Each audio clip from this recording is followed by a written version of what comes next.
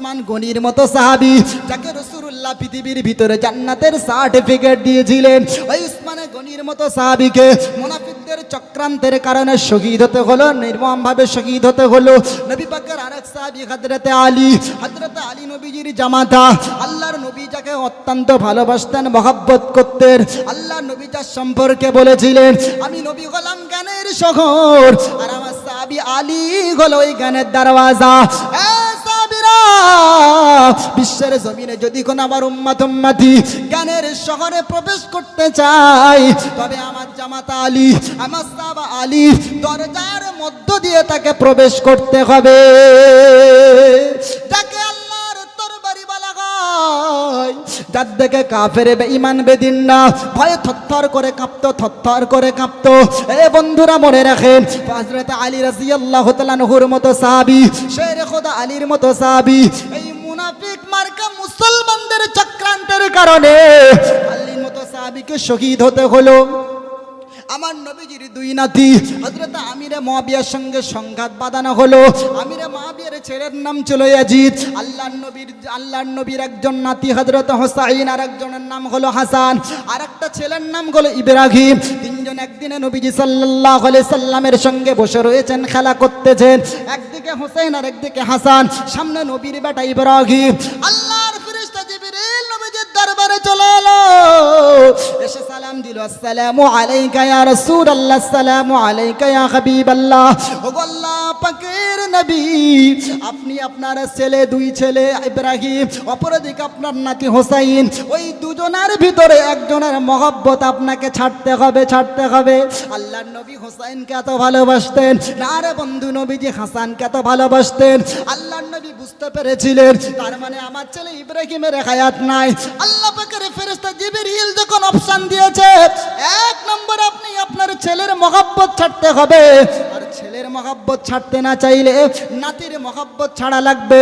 আল্লাহর নবী বলেছিলেন, এই ফেরেশতা জিবরিল তুমি শোনো, আমি নবীজি আমার বেটা ইব্রাহিমের মহব্বতটা ছাড়তে পারি, কিন্তু আমার লাগতে জিগার আমার ফাতেমার বেটা হোসাইনের মহব্বতটা আমি নবী ছাড়বো না। আর একটু জোরে বলা যাবে না, ইমানের আওয়াজ দিয়ে বলা যাবে না যে হাসান হোসেন, আল্লাহ নবী যখন নামাজে যেত, বন্ধু নবী আমার যখন নামাজে যেতেন, আল্লাহ নবী হাসানকে এত আদর করতেন, হোসেনকে এত ভালোবাসতেন। হাসান হোসেন নবীজির পিঠে চড়ে বসতেন, পিঠে চড়ে বসতেন। আল্লাহ নবী বারবার হাসানকে সরিয়ে দিতেন, হাসান যা লেবে যা, হোসেন লেবে যা, আমি এখন ঘোড়া সাজি নাই রে, তোর সাথে খেলা করি না, আমি তো আমার আরবের সেজদায় পড়ে গেছি, সেজদায় পড়েছি আল্লাহর সন্তুষ্টি অর্জনের জন্য। আল্লাহর জমিন, আল্লাহ নামাজে বসে গেছি, হোসাইন তুই লেবে যা, লেবে যা। আল্লাহর নবী হাত দিয়ে হাসানকে সরিয়ে দেয়, হোসাইনকে সরিয়ে দেয়। পরে আমার আল্লাহ পাক বলে, ওগো আমার নবী হাবিবে তাবিবে নবী, তুমি তোমার হোসাইনকে সরিয়ে দাও আমার সন্তুষ্টির জন্য, কিন্তু না গো, আমি আল্লাহ বড় খুশি হই, ওই হাসান আর হোসাইন তোমার পিঠে বসে আছে, এর জন্য আমি আল্লাহ অধিক পরিমাণে খুশি হয়েছি। ওগো নবী তুমি নামাজ থেকে উঠবে না, সিজদা থেকে উঠবে না, যতক্ষণ না হাসান আর হোসাইন তোমার পিঠ থেকে নামে। বন্ধু আমার মনে রাখেন, ওই নবী সাহাবী নবী যাদেরকে এত মহব্বত করতেন, এই মুনাফিকদের চক্রান্তের কারণে হাসান, হযরত হাসান রাদিয়াল্লাহু তাআলা আনহুকে বিস্ফোরকালে বলে, ভাই আব্দুল কাদের জিলানী কুকুর যখন জিজ্ঞেস করলেন, বলো তোমার দাম বেশি না আমার দাম বেশি, উনি বললেন, এ প্রশ্নের জবাব আমি আব্দুল কাদের জিলানী এখন দিতে পারবো না। সুবহানাল্লাহ বলবেন না? কই ইমানের আওয়াজ দিয়ে বলবেন না সুবহানাল্লাহ? আব্দুল কাদের জিলানী রহমাতুল্লাহ আলাইহি কুকুর তখন বলছেন, তাহলে হুজুর আপনি কবে বলবেন? তা বলছে, শোনো, তুমি যে প্রশ্ন করেছো না, এ প্রশ্নের জবাব আমার জীবদ্দশাতে দেওয়া সম্ভব না। এ প্রশ্নের জবাব আমার জীবদ্দশাতে দেওয়া সম্ভব না। হুজুর তাহলে আপনি মরণের পরে কিভাবে জবাব দেন? বলছে, হ্যাঁ মরণের পরে জবাব দেব।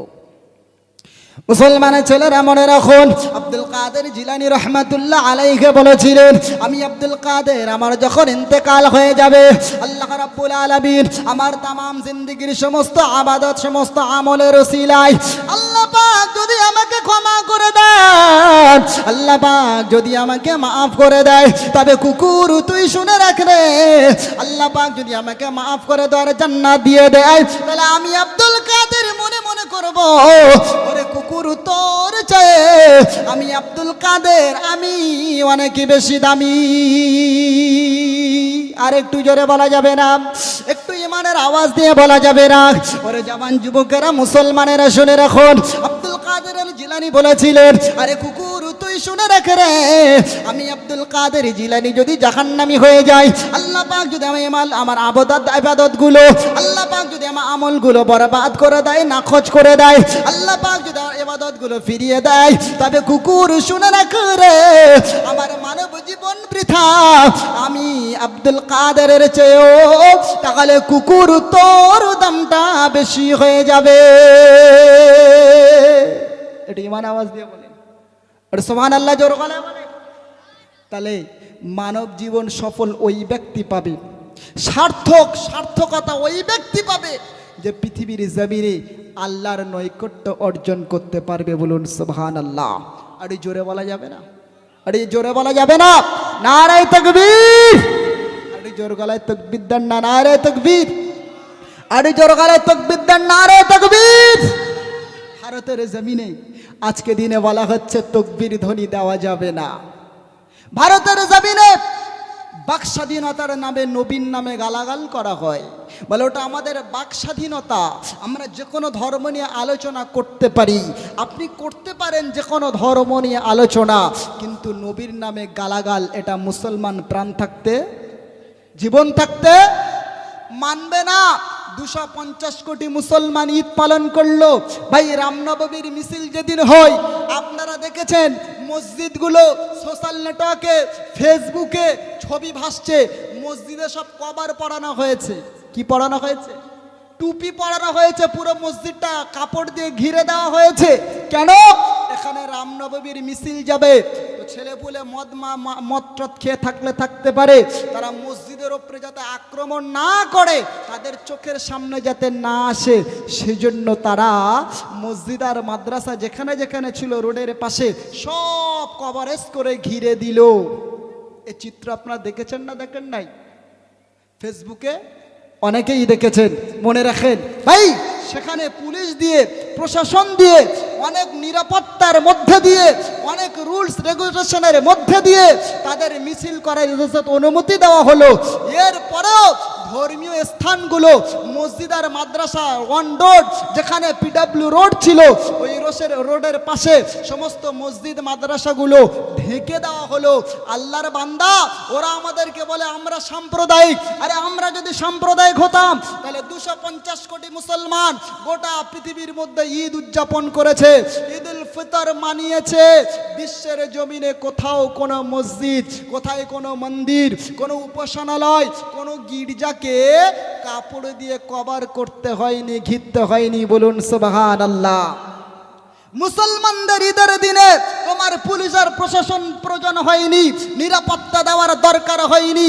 কারণ মুসলমান জানে, মুসলমান নিজে কষ্ট সহ্য করবে, মুসলমান নিজে ভেঙে চৌচির হবে, নিজে ব্যথায় ব্যথিত হবে।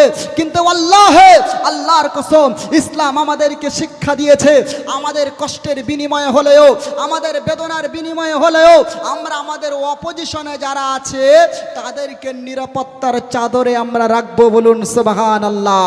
আর একটু জোরে বলা যাবে না সুবহানাল্লাহ? ভাই কিছু কিছু মানুষ তো বলছে যে জয় শ্রীরাম নারা দিতে হবে। তুমি কেমন ভারতকে ভালোবাসো, কই জয় শ্রীরামের নারা দিয়ে তো দেখাও। তা ভাই আমরা যদি জয় শ্রীরামের নারা না দিই, তাহলে কি আমরা ভারতকে ভালোবাসি না এটা প্রমাণ হয়? জোরে বলেন। আরে অনেক সময় সোশ্যাল নেটওয়ার্কে এটা খুব একটা নিত্যদিনের একটা বিষয় হয়ে উঠেছে। মানুষ যে কাউকে একাকি পেয়ে গেলে, কোনো মুসলমানকে, কোনো দাড়িওয়ালাকে, কোনো টুপিওয়ালাকে, কি ট্রেনের ভিতরে কি বাসের ভিতরে, ভাই উত্তরপ্রদেশের সরজমিনে চলে যান, সেখানে দেখতে পাবেন লাগবে না, উত্তরপ্রদেশের সরজমিনে একজন দাড়িওয়ালাকে ধরে বলা হচ্ছে, বলো জয় শ্রীরাম, বলছে না, দাড়ি ধরে টানতেছে। বলো ভারত মাতা কি জয়, ভারত মাতারা না বললে মনে করবো তুমি দেশদ্রোহী, তুমি আমাদের মানে দেশের একজন গাদ্দার, তুমি ভারত প্রেমিক নও। ভাই, আমাদের জবাবটা